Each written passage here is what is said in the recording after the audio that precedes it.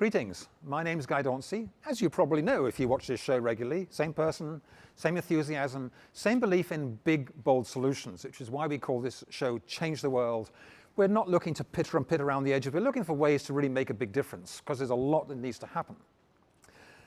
And because we have a provincial election coming up in May, I thought I'd take the opportunity to invite all the local candidates to come on the show and tell us what it's all about. And today, I'm lucky we have Lori Iannidinardo. Oh, I screwed it up.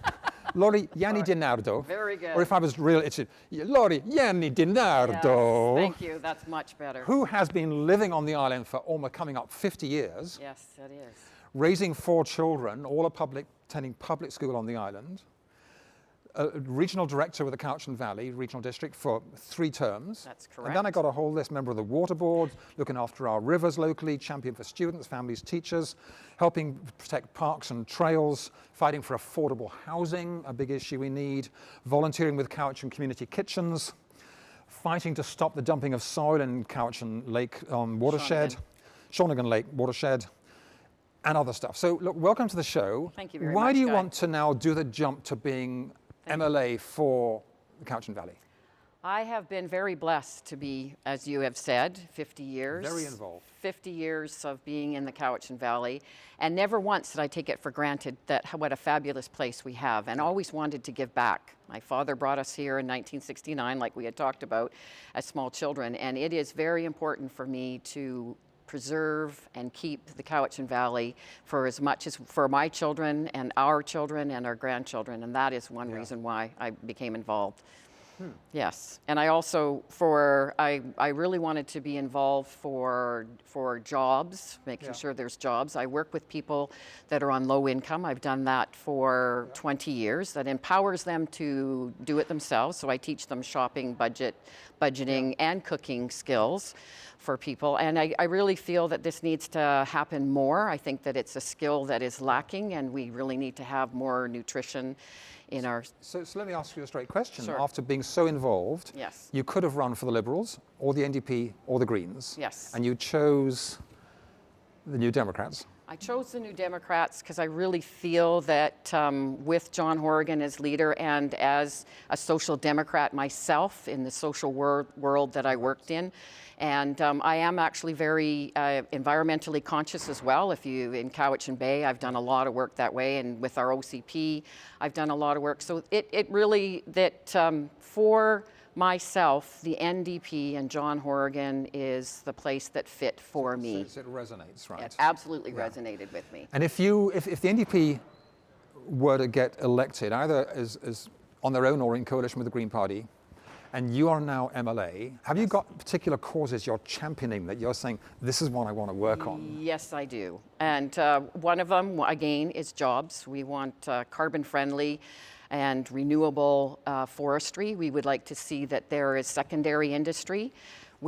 I've been working on the air quality in Cowichan. The air quality in Cowichan Valley is very poor. This is wood stoves, isn't it? Right? It's not only wood stoves, And the mill? it's burning. No, it's backyard burning. But mostly it's transportation. A lot of it is transportation. Oh. But what we have been working on with the provincial government, we've been working with our health officer and finding out that a lot of it is some of it that's the particulate matter from wood stoves. Yeah. But also that is something that I want to work with because hydro is so expensive. We have access to wood in the Cowichan Valley. What we found out is pellet stoves, they emit the least amount of particulate matter. So I think it's an opportunity. This is for secondary industry. There's no longer any mills left. And Canada does actually ship pellets to Sweden. Yes, yes. And then we're finding out now, so working on that. So backyard burning, all of that, and land clearing has now been, we have windows for backyard burning, but land clearing has been banned, so. Well, I live in the Yellow Point area, and round about this time of year, some households have a bonfire going for 3 weeks or so. Yes, it's a 2-week window. So, in the spring and in the fall, that is the new bylaw, and I'm not sure that that's actually working. I mean, the flip side of it is that with the forest fire danger, we do need to keep areas clear around our homes. Yes, there is some of that. But getting back on the forestry issue, I look at countries like Finland, where they really do a lot with their timber in terms of value added, and architecture and building and stuff like that. And I saw incredible cathedral. I think it was in Hungary, like stunning wood design. Correct. And I don't see that happening. We're so stuck with the regular 2x4s. What does it take to bring a phenomenal architectural wood-built renaissance?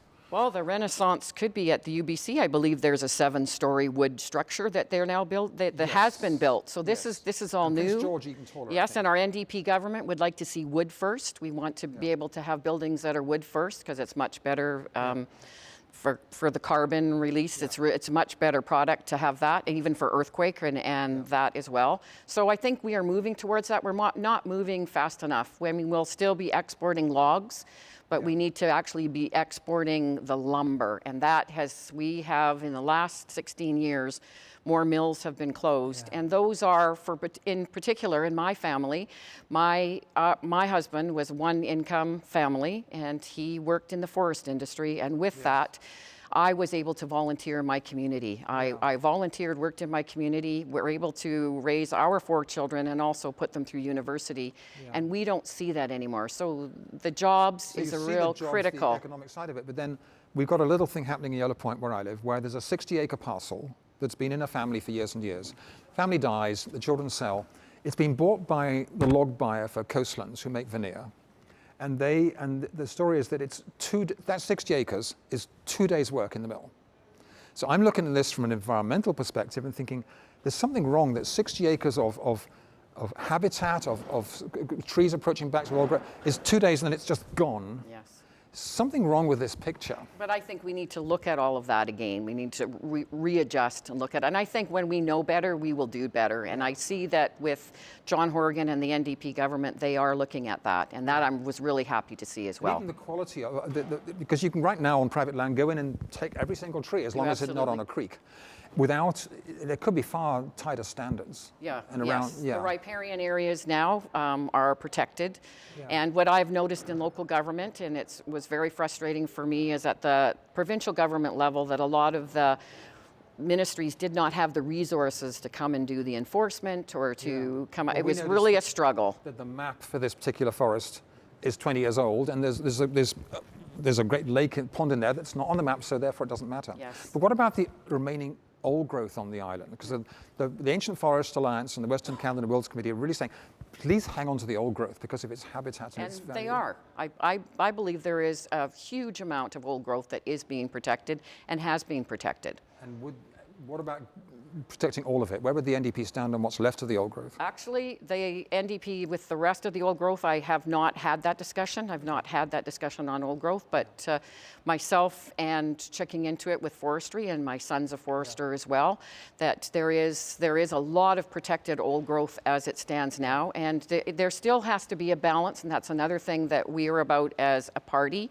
and myself is about sustainability and jobs and environment. How are we going to do it, but do it differently? How can the next generation of forestry workers raise their family like we were able to with a living wage and still balance and replant and look after the different environments? So flipping over to food and farming, and you can't live in the Cowichan Valley without being drowning in food and farming, right? But I mean, I know it's becoming the new Provence, and in summer, it's not like quite that in winter, but in summer, it is exquisitely Provençalish. Absolutely. But I meet so many young people in their 20s who want to farm and can't dream of buying land. Yes. And we're importing 95% of our food on the ferries. Yeah. So something. What could the NDP do to change all that? Well, on Vancouver Island, we have 3 days worth of food before we are out of food if there's ever an emergency. So in Cowichan Valley, we've been working really hard on food sustainability, food security. We've signed on at the Cowichan Valley Regional District to food security. And what we need to do, and we can do, is protect our farmland, which the NDP government would like to see, but we also need to utilize it. So we have a lot of farms, Cowichan Bay in particular, because that's what I'm really familiar with, and Cowichan Valley itself, 70% of Cowichan Bay is ALR. So with that, we need to be able to diversify and use that. And I really feel there's opportunities here, and John Horgan as well, opportunities to use these farms so that they're productive. And in my other hat, teaching people about nutrition, shopping, and cooking and budgeting, we take the food that we grow, which we can in Cowichan Valley all year round. I have taught people how to grow food all year round. It was a food to table program. 45 winter vegetables we can grow in our climate. Absolutely. But it's actually, but strictly speaking, because we did it for years with my wife Carolyn Herriot. Yes, I had a workshop You're not with really eating them until March or April. Correct. But I mean, we were harvesting in February and March all of the root vegetables on Cobble Hill Mountain, so it's even a little bit. We have different climates. Cowichan Bay is a little bit warmer climate, but the soils need to be protected. My one mandate that I would really like to see is protecting soil. It's a valuable resource that we're not really thinking of when we're putting paving down, when we're building subdivisions. So I would like to see that we bring it back. If young people in their 20s who want to farm are watching you now, what can you say to them to give them more hope about how they can actually be farming? I would like to see that there is some type of program that they would be able to lease farmland and be able to utilize it and get out there and also get a profit from it. They need to, there has to be some money. They have to make a living, and farmers work really hard. So Let me throw you a controversial idea. It comes from my wife that you can get farm tax status if you sell $2,800, I believe, close. Okay. And you can do that growing hay. Yes. If we took hay off the table, and you had to grow food, or lease the land to younger people to come in and grow food on your farm, that would make a difference, right? Yes. Well, in the Cowichan Valley, we have Cowichan Green Community that is doing that. So we have that. But frankly, when you drive around, there's a lot of farms growing hay. Absolutely. And the hay, quite frankly, is going to people who have horses. Yes. And horses are a way to lose money because only the rich keep horses. So we're subsidizing wealthy people to have cheap hay. Well, the one thing you can look at it as a positive that I talk about as well, that those lands haven't been lost. True, so they're still for the horsey people. And I'm going to get people's, whoa, you can't say that, you can't say that. Yes, but that is still a value. That still needs to happen, but we need to diversify that, not just the hay. We need to be, and the other thing that I think about is that our soils are so valuable, and not to be putting buildings and houses and parking lots and roads on that soil, and think of true food security and what we can do. So I know firsthand that we are able to diversify. I've done it. We can do it. And I would like to see in seniors' homes that seniors and child care, which the NDP would like the $10 a day child care, but in child care centers that we are then feeding, and our schools, the right, nutritious, real food, and that's something that I'm very passionate about and have done it for a long time. Linked to that, I'm going to morph into the whole issue of poverty and children living in poverty, like 20% of our children living in poverty. Is there a link between the family struggling in poverty and not getting quality food and growing more food locally? The link is that they need affordable housing. First of all, you have to have a safe place to land, and you need an address to get a job. So all of those things, because you can say, get out to work, go get a job, but you need to have the security, and you need to be able to have that before you can go out. You know, you're just day by day surviving if you don't have housing. Reading about people who lived in a trailer park for 30 years, and suddenly the landlord says, oh, I'll sell it, out you go. Yes. I actually had a call just the other day on that, right. So our most vulnerable need to be protected, but it will also save us in the long run in our health care. Because if you're able to eat nutritious food and grow it, and it's also empowering you to look after yourself. So that's what I've done in community kitchens. If the NDP get elected and you are the Minister of either Agriculture or Housing, which you choose, agriculture, housing or health? That's a tough one because I'm passionate about them all. You've got to choose one. Okay. Agriculture, housing or health? Assuming Lana Popper hasn't taken agriculture. Right, she'll want that one. And you're a newbie. Health would be a big component of what I'm all about. So it would be, you know, the fitness, the trails and stuff that I have been working on in Cowichan Bay, off-road walking trails, encouraging fitness and when I lived in Victoria for 25 years, there was trails and parks everywhere.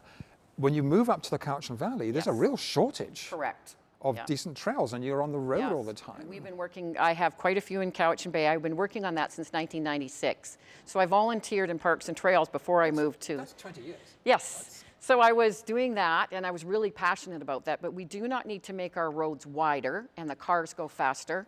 We need to go off the road for our cyclists, for different modes of transportation. And what I noticed with the Ministry of Transportation is they're focused on vehicles and just going vehicles. And so we need to We need to alter that. And so that's another reason why I threw my hat in the ring, is because I wanted to see that we switch it up, change it. What other kind of vehicles, what modes of transportation?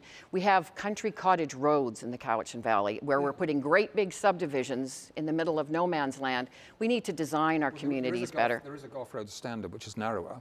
Yes. But if you go to Victoria into South Oak Bay, and up some of the hills there are roads not much wider than this table. True. And the fire engines are getting in there safely, Yes. and nobody is complaining. Yes. And actually, everyone's loving it. Yes, yes. So let me switch hats. And you're now Minister of Housing.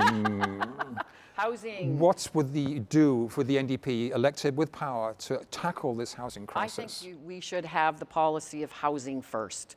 I really think, explain to our well, viewers what I that think is. that the homeless, I think Medicine Hat has got it right. It Correct. costs us more not having people in a house. Yeah. So it costs us in our lot policing, it costs us in our healthcare. So we need to be proactive and move first and foremost getting them housed. And then from the housing, we work from there, but we need Just to stay on this for a minute. So the principle, the Housing First program, Yes. which Medicine Hat is doing, Yes. as I understand it, they're saying, look, we're not going to fuss around whether you're still on drugs and alcohol. First, we'll get you in a home, Yes. and then we can sort out your personal lives. Yes. And it's working, right? I believe it is, and it makes perfect sense. They've eliminated homelessness defined as, I think, 3 weeks. Yes. I mean, someone news to Yeah, me. they do, yes. And so what we need to do is start building affordable housing. So for the whole province. Absolutely. And we have to And continue. then a cynic would say, well, all the homeless in Toronto and Regina will come Right. into BC. They say that, but we did our homeless count not too long ago, and there really isn't that many people that have come from other places. But people, I think, tend to want to think that. But they are ours. They're our own. We have a responsibility to the most vulnerable, and we're not doing a very good job of When I did a that. big study on housing, affordable housing recently, it struck me that, well, my research showed me we need between 10,000 and 20,000 units a year Yeah. to catch up the deficit, Yes. which is the homeless deficit, the couch surfing deficit, the basement parent living, and the unaffordable rents. That's right. Well, the last 16 years, we haven't, with the Christy Clark government hasn't done that for us. We have to catch up, but we have to do it. We can't ignore it, and we can't just pretend that only the rich can't see that this is happening. We have to be able to. Looked at big ideas like having public banking in British Columbia, whether we have a bank owned by, same as in North Dakota, Right. and in Germany, the core of Germany's economy is something called the Sparkassen banks and the land banks, Landkassen, and middle German industry, which is as capitalist as it comes, is getting its loans from public banking. Yes. Because we could then extend the loans needed for affordable housing at a lower rate of interest. We have some private residents, so some private people that are doing that with other people. So they're gathering, they're putting resources together and doing loans right now. But I'm not familiar with Germany. But I think there is creative ways that we need to think outside the We need box to in find all of this. We've got a lot of money to find. One piece is, I gather, if you were to empower a lot of cooperative housing, where they themselves take on their financial entities, Absolutely. through a good credit rating, you can get a very low rate of interest. Yes. And even if the money that was going to build a house went in to bring the interest rate down to 1%, they can self-finance quite often. Yeah. And City of Vancouver is contributing a lot of land. If every municipality contributed the land, which is the biggest problem. Yes, yes. And the land that would not be used for farming, so we wouldn't want to use farmland, but land that would not be usable and arable land. But we do have, there are land banks that municipalities and cities have. And I don't think that we have found developers are interested. We need a province to support that and bring it forward, because developers, what I found in the Cowichan Valley, are not interested in something that is not going to give them anything back. If there was a regulation that said for every 20 houses you're building or units, you've got to do 7 market affordable and 3 subsidized affordable for people living on disability, then they wouldn't complain because they're all facing the same rules. Well, I think that's true, and I think Dockside Green years ago when I was first elected, I did go there, That's and a they big had project in Victoria. That's a big project in Victoria. So some of the housing, so that they look all the same, but they didn't put the granite countertops and the different stuff in that. So they could only sell it for a percentage higher, so that then affordable, then somebody else can move in. So that there is opportunities. Langford's doing some good stuff too that way. Have you looked into as well. the whole idea of having a community land trust where the land is taken off the market forever,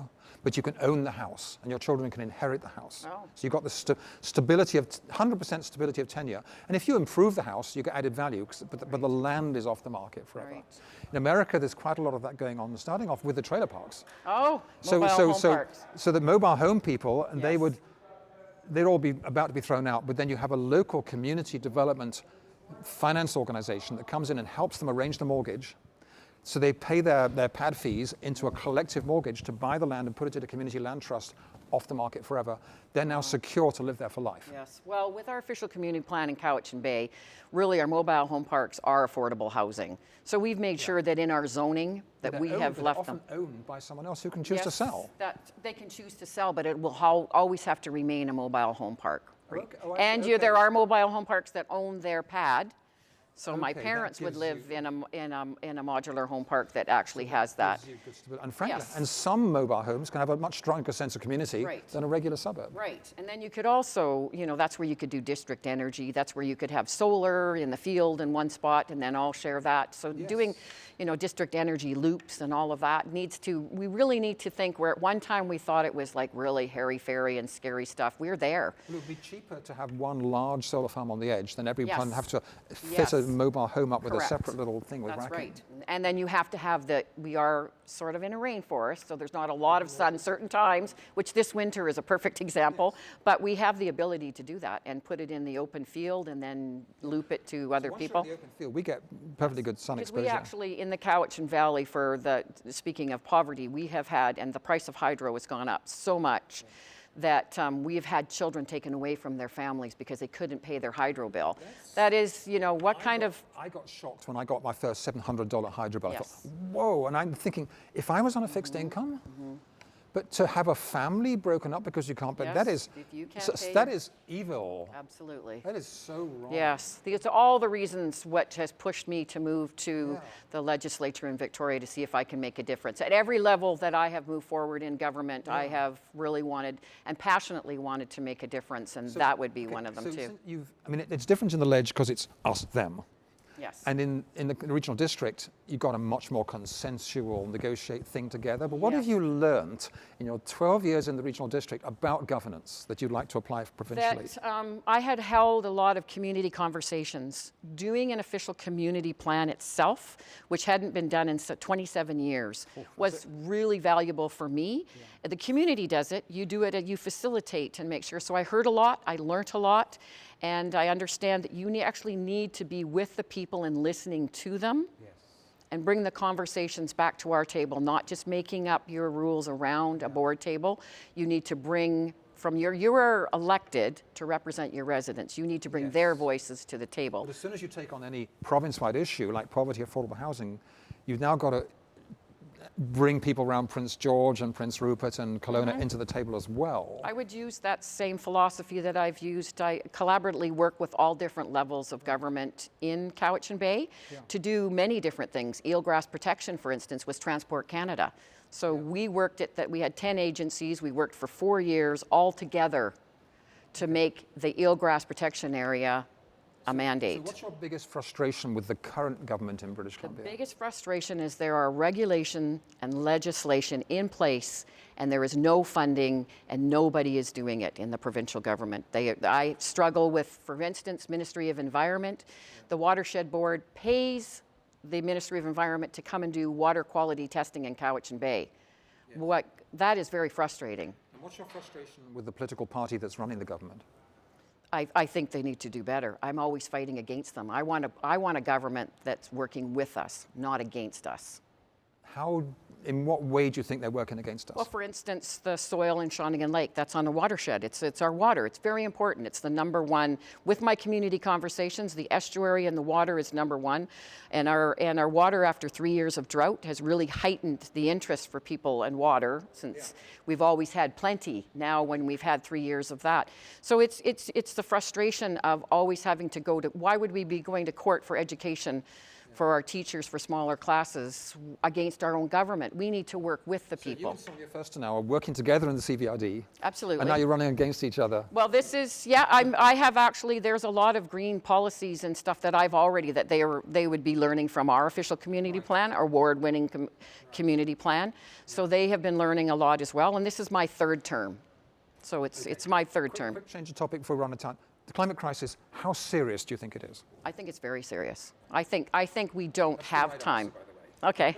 I don't think we have time. I think that we need to move immediately to changing our way of life, the consumerism, everything that we're doing, we need to change. And we need to change it. I think that we can still have jobs. I think we can balance it with jobs and trade, because a lot of people think, oh, you don't want anything. You're going to say no. The Cowichan Estuary right into Duncan is the most vulnerable place to sea level rise on the island. Absolutely.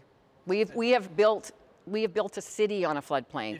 If we allow things to get so bad that we get to a 2-meter sea level rise by the end of the century, there's nothing we can do to stop a 20-meter sea level rise, which wipes out most of the city until you get to the hill. And also Cowichan Bay itself, right? Because we have a village of Cowichan Bay that is a jewel of the province. The village of Cowichan Bay is a jewel. The sea level rise, that's right, it'll be gone. So we have to. Absolutely. Yeah. And I absolutely agree with that. Yeah. And the key measures the NDP will put in place to tackle the climate crisis? Is to start looking at it, and seriously, with any project, we'll be looking at the land, the air, and our water to really research and have scientific studies before we move into anything. I mean, Christy Clark is pushing liquefied natural gas, which is a fossil fuel. So I see that as nuts. What's the NDP stand on LNG? That's the same thing. They want to make sure that they do environmental studies. We want to make sure. That is correct. We want to make sure that we have all of the studies, the science in place before anything is done. Okay, 2 minutes left. Do you want to? I give you the opportunity to talk straight to camera. Tell the viewers why you want to run and what you want to achieve, or whatever. Or whatever. Whatever. I actually feel that we deserve better. I think that we have been really tired of fighting. We want to work with our government, not against our government. And the John Horgan and the BC NDP will be the ones that will be able to make change. And I want a new government, and I would like change, real change. Thank you very much. That was the most concise wrap-up that anyone's done, right? Yeah. But you got, well, look, you've had such a fantastic background in community involvement. I wish you good luck with all this. Thank you so much, Guy. In the campaign to come. Thank you for inviting me. That was really well, my good. pleasure. Yes. My name's Guy Dauncey, when the camera comes on to me. There we go. My name's Guy Dauncey. This has been the show Change the World. And if you enjoyed this, tune in next week. And if you want to come on the show yourself, or you know someone who's making a difference, all the way from, Duncan up to Cowichan, let me know, and I'll invite them on the show, and we can talk about changing the world together. So thanks for watching.